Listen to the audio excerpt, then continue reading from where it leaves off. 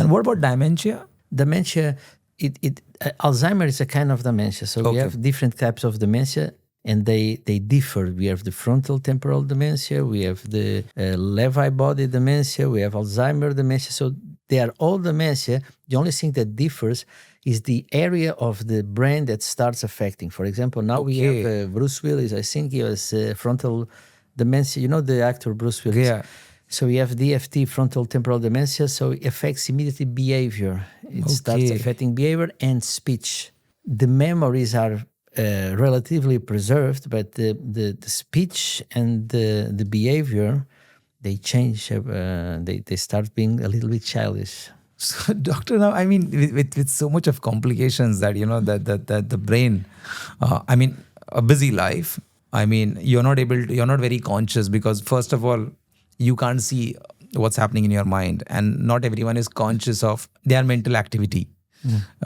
And in such busy world, how does one really understand the early signs of there's something wrong that's happening, and I will need to go and consult a neuro, or is it that he just gets confused because of the busy world? Yeah, that happens as well. But I mean, we have this, if the symptoms affect your daily tasks, I mean, if you usually go to the shopping mall and suddenly you are not able to go to the mall because you are anxious in the mall, this is changing your way of life.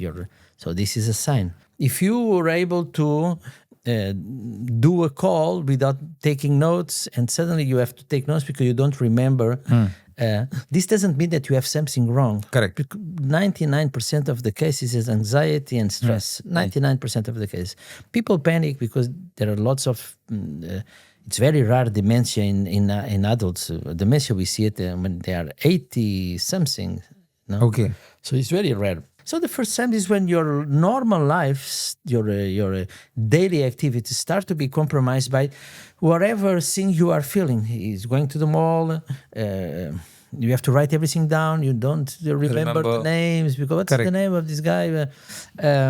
So this is early signs usually of stress, not properly of... and the way we live our lives, with the excess of electronics, of the seeing reels, seeing this and that, and so this also damage our capacity of retaining information because it's all about that. Yeah, that's the question came from there only, that how do I differentiate attention issues with attention disorder from attention disorder? I mean, I could have attention issues, but I'm not still having attention disorder. Yeah, attention disorder is really, you will feel it because you are in a meeting, for example, and you are not, you compare it. You compare, look, 1 month ago I was in a meeting and I could pay attention to everybody. I could write things down. I could be answering to emails.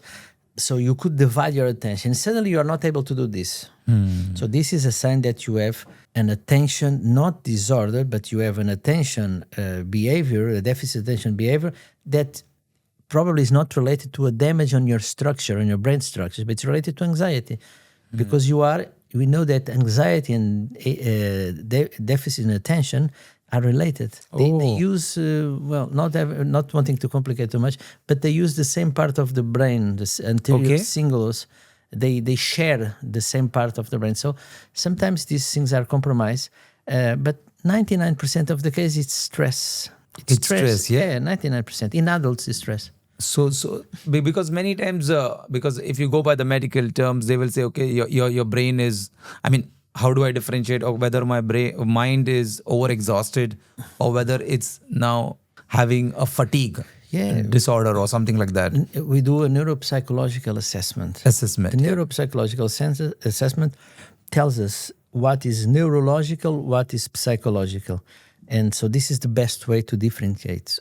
What's happening now is that we have a lot of adults taking medication for attention, not because they need it, but because they want it.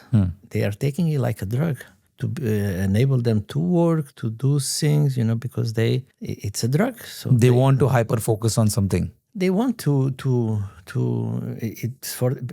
obviously there are consequences, but And because someone is prescribing them, because if they went to a doctor and the doctor, oh, I'm forgetting everything, my memory, and they immediately prescribe without any kind of assessment, it's not a serious doctor.